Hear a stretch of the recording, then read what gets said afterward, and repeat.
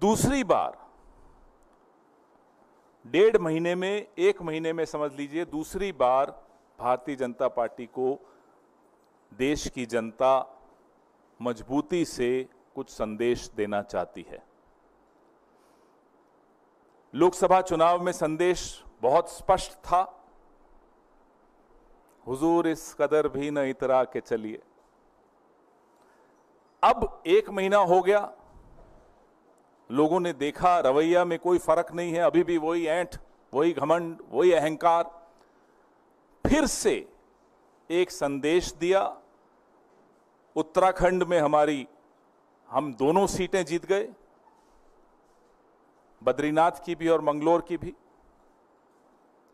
हिमाचल में एक थोपा हुआ चुनाव, निर्दलीय 3 विधायकों से इस्तीफा लिया गया, उनसे इस्तीफा करवाया गया, हमारी सरकार को अस्थिर करने का प्रयास किया गया और जनता का पैसा एक थोपे हुए चुनाव पर बर्बाद करवाया गया। आप लोग उसको ऑपरेशन लोटस कहते हो, मैं उसको ऑपरेशन कीचड़ कहता हूं। ऑपरेशन वोटर्स सबसे बड़ा होता है, सबसे मजबूत जवाब देता है। हिमाचल में देहरा विधानसभा क्षेत्र में, नालागढ़ में हमें जीत हासिल हुई, हमीरपुर हम हारे हैं, लेकिन ये तीनों सीटें ऐसी हैं जिसमें असेंबली इलेक्शन में, विधानसभा चुनाव में इंडिपेंडेंट्स जीते थे, कांग्रेस नहीं जीती थी। इस बार कांग्रेस ने 3 में से 2 जीत ली हैं। और अगर आप कुल मिलाकर 13 की 13 सीटों का आकलन करेंगे तो भारतीय जनता पार्टी को सिर्फ 2 मिली। अमरवाड़ा पे मैं आता हूं, जो मध्य प्रदेश का विधानसभा क्षेत्र है, जहां इतिहास में शायद पहली बार हुआ होगा कि काउंटिंग करते हुए अधिकारी लंच की ब्रेक लेते हैं, काउंटिंग रोक के। पूरा अमला, पूरा प्रशासन जुट जाता है कांग्रेस को हराने के लिए। जो व्यक्ति पिछला विधानसभा 25,000 से जीता, भाजपा में जाकर अब बड़ी मुश्किल से जीत पाया है, जनता देख रही है। इन तमाम विधानसभा क्षेत्रों के वोटर्स का हम कांग्रेस पार्टी की तरफ से हार्दिक धन्यवाद देते हैं उन्हें कि उन्होंने सबक सिखाया उन लोगों को जो षड्यंत्र कर रहे थे संविधान को कमजोर करने का, संविधान को बदलने का, और चुनी हुई सरकारों को अस्थिर करने का जो षड्यंत्र रच रहे थे, उनको एक करारा जवाब आज जनता ने दिया है। सबसे पहले उनका धन्यवाद।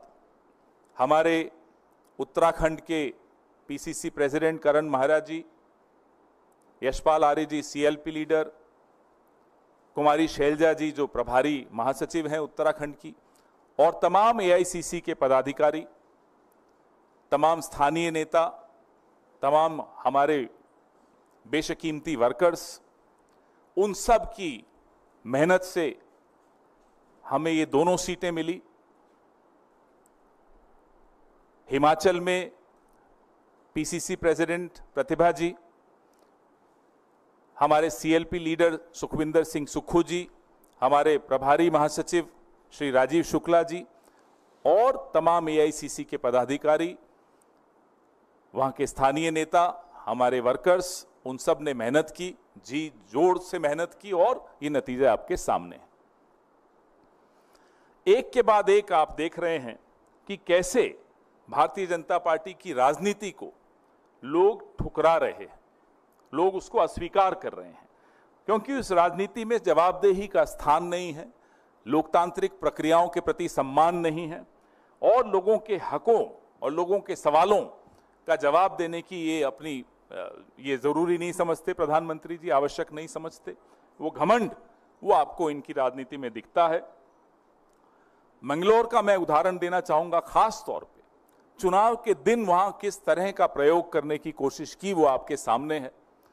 कैसे मुस्लिम मतदाताओं को रोकने की पूरी कुचेष्टा की गई, उनका हक है वोट देना, वो उनको रोका गया। आज मैं सोशल मीडिया पे देख रहा था, कई टिप्पणियां भारतीय जनता पार्टी के समर्थक कर रहे थे, अरे मंगलौर तो मुस्लिम बाहुल इलाका है, कांग्रेस को जीतना ही था। तो मैं उनसे पूछना चाहता हूं, बद्रीनाथ 97.68% हिंदू है ना। बात हिंदू मुसलमान की नहीं है, बात है किस तरह की राजनीति आप इस देश पर थोपना चाहते हैं। वो ये देश स्वीकार नहीं करेगा। अयोध्या में जो हुआ आपने देखा, नासिक, रामेश्वरम, रामटेक, बद्रीनाथ, ऐसे तमाम ऐसे कई और मैं उदाहरण दे सकता हूं जहां इन्होंने एक तरह से ऐसी राजनीति करने की कोशिश की जिसमें लोगों की रोजमर्रा की जिंदगी से जुड़ी हुई कोई बात का स्थान नहीं था। उन मुद्दों को वो सामने नहीं आने देना चाहते थे, सिर्फ और सिर्फ लोगों को लड़ाकर, विवाद पैदा करके राजनीति करना चाहते थे। उसका आज एक बहुत करारा जवाब लोगों ने दिया है।